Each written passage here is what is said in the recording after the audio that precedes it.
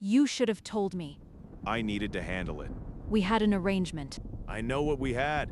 She picked up the tool, walked to her wagon, and drove out through the gate. He did not follow. Clara Holt had 6 baskets of peaches and no intention of staying longer than it took to get paid. Caleb Rourke walked out of his own barn, looked at every basket, and bought them all. Then he asked her to stay for supper. She said no. He said he had already sent the cook home and the table was set for one, which would be a waste. She said that was not her problem. He said the peaches were exceptional and he would pay extra if she stayed long enough to tell him how she grew them. Clara looked at the man. He was dressed like a working rancher, not an owner, worn boots, sleeves rolled up, a smear of grease near his left wrist. The Rourke name carried weight in this county. The man standing in front of her did not look like what that name was supposed to mean. He looked like someone who had recently decided that looking like it was more trouble than it was worth. She stayed for supper. The dining room was large enough to feel empty. A chandelier overhead with half the candles unlit. 2 silver candlesticks at the center of the table, one burned almost to nothing. The walls had pale rectangles where pictures used to hang, the color of paint that had not been touched by sunlight in years. Clara sat across from Caleb Rourke and watched him pour wine like a man long accustomed to doing it himself. You grow everything on that property? Everything that sells, And the peaches. especially the peaches. My father planted the first 20 trees. I planted the rest. He nodded, slowly, like someone turning that over and checking the weight of it. He did not ask about the land, or who helped her, or whether she had family nearby. He asked about the peaches and then let the question sit. They ate. The food was good, which surprised her. The cook, whoever she was, had left a cold roast and bread and something with apples that was better than it had any right to be given the circumstances. The silence between sentences was not uncomfortable, which surprised Clara more than the food. Most silences in a room this size pressed down on you. This one just sat there, patient, like it had nowhere else to be. She finished her wine. He offered more. She accepted, which she had not planned. Same time next week. He said it when she finally rose to leave. If I have peaches. He walked her out to the wagon. The sky had gone fully dark, and the stars were bright, and neither of them said anything about either of those things. She drove home with more money than she had expected and a question she did not know how to put into words yet. She had peaches the following week. There is a particular kind of pride that does not announce itself. It does not raise its voice or explain its reasons. It just keeps setting the table for one and calling that enough. Most people never examine it closely enough to see what it costs. She came back, and the week after that, the 3rd visit, she arrived to find a man walking out the front gate with a bedroll on his back and a canvas bag in each hand. He did not look back at the house. Clara watched him go, then studied the main barn for a moment, 1 horse fewer than the last time. She had not been counting consciously. She counted now. Caleb came out to meet her. Morning. You let another hand go. He found work elsewhere. On a Tuesday morning with everything he owns. He looked at her steadily. What would you like for the peaches, Miss Holt? She quoted a price. He paid it without a word of discussion. That was the 3rd time he had done that. A man who never bargained was either very rich or working very hard to appear it. Clara had seen enough of the property by now to know which one was more likely. She climbed back onto the wagon, then stopped. She sat there for a moment with the reins in her hands, looking at the east field beyond the fence line. I have 40 trees. My father planted 20. I planted 20 more. I know what each one produces, when and how much. I know which variety stores longest and which one the hotel in town will pay more for. Caleb said nothing. Your east field gets the same sun as my orchard. Better drainage, too. You could plant 100 trees there without it touching your grazing land. I raise cattle, Miss Holt. You raised cattle. Right now you're selling horses and sending men home on Tuesdays. the silence that followed was not the comfortable kind from the dining room. This one had edges to it. I will think about it. She nodded once and drove off. He came to her orchard 3 days later. He did not apologize for showing up unannounced. He walked the rows without speaking, crouched at the base of 2 different trees and pressed his fingers into the soil, stood and looked at the canopy. She watched him from a distance and did not offer a tour. He could look.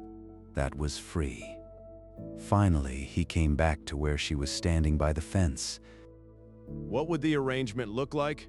You plant the trees. I advise on variety and timing. We split whatever your land produces above what mine already earns. That gives you nothing if my yield fails. That is correct. He studied her. Why would you take that risk? Because your east field is better than mine. And I would rather have half of something real than all of nothing. A long quiet passed between them. A bird moved in the canopy overhead and settled. All right. She put out her hand. He shook it. His grip was firm and her grip matched it, and neither of them let go quite as quickly as a business handshake required. They drew it out on paper that same afternoon. Terms, split, water access, boundaries. Clara wrote it in her clearest hand. Caleb read every line before he signed it. Neither of them mentioned the handshake again. If you are listening to this on a long drive or a quiet evening somewhere, I would be glad to know where you are right now and what time it is where you are sitting. Drop it in a comment. A like helps these stories find the people who need them, and it takes about as long as it took Caleb Rourke to say all right. They worked, not always well. You are doing it wrong. She said it the second morning. I have been planting trees since I was 9. Then you have been doing it wrong for a long time. He had opinions about tree spacing that she thought were wrong and told him so without softening it. She had opinions about watering schedules that he thought excessive and said so with less tact than she appreciated. They argued twice in the first week, both times near the east fence, both times at enough volume that the 2 hands he had left found reasons to be in a different part of the property. But the trees went in. 60 of them, first planting. Caleb worked alongside his remaining men, which Clara had not expected. She had expected supervision from a distance. He dug. He strung wire. He was there before she arrived some mornings and still working when she left. She noticed that. She chose not to say so. One morning she arrived to find he had already staked the second row differently than they had discussed. She stood at the edge of the field and looked at it for a long moment. You moved the stakes? 6 inches. The drainage runs east here, not south. I tested it. She walked the row. He was right. She did not say that either, but she picked up a stake and started the 3rd row at his spacing, and that was enough. The days settled into a pattern. Early start, work through midday heat, slower through the afternoon. They argued less by the 2nd week, not because either of them had given ground, but because they had started to anticipate the other's objections and sharpen their own reasoning accordingly. It was a strange thing, Clara thought, to feel your mind improve in someone else's company. The 4th week, a storm came in fast from the north, the kind that gives no warning and means it entirely. Clara was up a ladder, securing netting over the younger trees when the wind got under the canvas and pulled. She grabbed for the ladder, missed, and came down fast. Not hard enough to damage anything, but fast. Caleb was there before she had fully found her footing, both hands on her arms. Rain arriving now, sudden and cold, and neither of them stepping back. I have the ladder. I know. He let go. She climbed back up. The rain came down and they kept working, both of them soaked through before it was done, neither suggesting they stop. They did not speak of the moment afterward, but the afternoon changed after it, quieter, more careful, the way a room changes after something fragile has been set down in a new place, and everyone is pretending it has always been there. 6 weeks into the arrangement, they had a good day. The first one where everything went right. The new trees were holding. The yield from the older ones had come in above what Clara had projected. There was a buyer in town who wanted twice what she had planned to sell. She sat on the top rail of his east fence at the end of that day, watching the light flatten across the field. The air smelled like grass and turned earth, and the particular green smell that comes after a week of good weather. Caleb came and stood beside her. He did not climb the fence. My father borrowed against this place. It came out like something that had been kept in a bad place too long. More than it was worth, maybe. I found out after the funeral. Clara did not say she was sorry. She had the sense that was not what he needed. How much time do you have? 8 months. Maybe 10 if I'm careful. Then we need more trees. Something changed in his face. Not quite a smile, but the shape one makes right before it decides to show up. You're not what I expected. What did you expect? Someone who would say something comforting. Would that have helped? No. She looked back at the field. He stayed where he was. The light went down slow and even, and neither of them moved until it was nearly full dark. By then, the distance between them on that fence rail had closed in a way that neither of them had decided on out loud. She did not plan the next moment. She did not think he did either. His face close to hers, a question that had no words, and then an answer that was brief and certain and over quickly. Both of them looked straight ahead at the dark field afterward. I should go. I know. She went. She told herself on the drive home that it changed nothing. The arrangement was sound. The trees were in. The work was what mattered. By morning, she almost believed it. She told herself it was the trees. She came back the next day, and the day after. She did not explain why she kept coming earlier than needed. He did not ask. They worked the east field in the kind of silence that had stopped being uncomfortable weeks ago and had become something else, something she did not have a name for yet and was not ready to find one. Word reached her in town a week later, not from Caleb, from the woman who ran the dry goods counter and knew everything that moved through the county before it had fully arrived. Cornelius Vane has been on the North Road twice this week, the woman said, without being asked. She had a way of delivering information like weather, matter of fact, no commentary required. Which road? The woman told her. Clara bought what she had come to buy and did not ask anything else. The North Road ran along the Rourke property line and ended at a pasture that had good water access and better grazing than it looked from the road. Vane owned the bank. Vane also owned the habit of riding property lines before he made offers that came in just low enough to make a desperate man say yes. Clara drove back from town and did not say anything about it. She did not have to wait long. Vane arrived at the Rourke property on a Thursday morning in a coat worth more than most men in the county earned in a month. Clara was in the east field when he rode in. She stayed where she was and watched. The conversation near the house was long. Vane gestured toward the north. Caleb stood with his arms crossed, and then he did not.